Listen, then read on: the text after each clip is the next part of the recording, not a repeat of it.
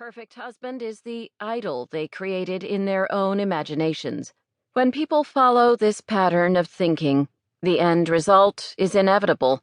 Anger, disappointment, and resentment arise when the story, in their opinion, is unfulfilled.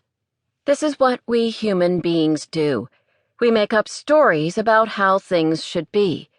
But what if we were to change the plot completely? As directors in our own life movie, we have the option. The question is whether we have the courage to take that leap of faith. One of my all-time favorite sayings is that we live in a both-and world.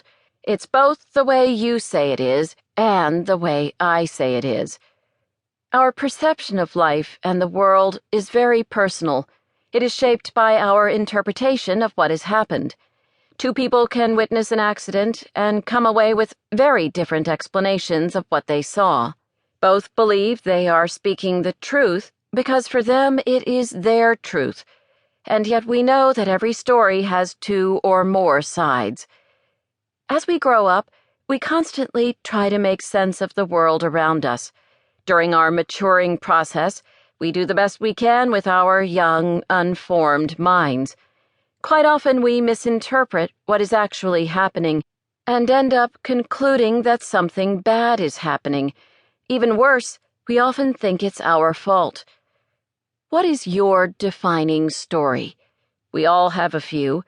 I bet you can even pinpoint the moment that you experienced something that created the belief system about yourself that you have carried with you all your life. For me, it was one moment in time that I will never forget. The one event that shaped the first 40 years of my life occurred when I was 3 or 4 years old. I was attending a service at a temple with my family. The president of the temple, Sai Man, was sitting in front of us. Several people in the congregation were talking to each other while the rabbi was speaking. I heard him say to the person next to him that he wished everyone would shut up.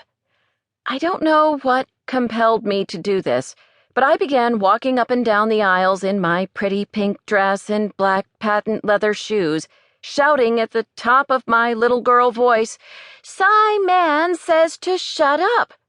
And with that, several hundred people turned around and laughed at me. I was ashamed, devastated, embarrassed, humiliated, and confused. My immediate critical decision was to never, ever bring attention to myself again. And for sure, I would not be speaking to a large crowd, ever. Fast forward to college.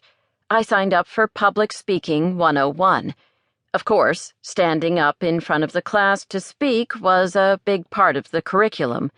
On my very first attempt at public speaking, I walked to the podium and promptly passed out. On my second try, I walked to the podium and passed out before I could say 5 words. On my third trip to the front of the room, I again collapsed onto the floor. Then the professor tossed me out of the class. He just couldn't take it anymore. Neither could I. My childhood belief that speaking out loud to a group of people would result in being embarrassed and humiliated had become my story. As with any story based on past hurts that we tell ourselves, mine had a long-term negative effect on my life. Many years later, at a workshop, we did a process to unconceal the story that shaped our life. And this ancient memory of the temple incident came bubbling up. I saw that this story was holding me back from my greatest potential on many levels.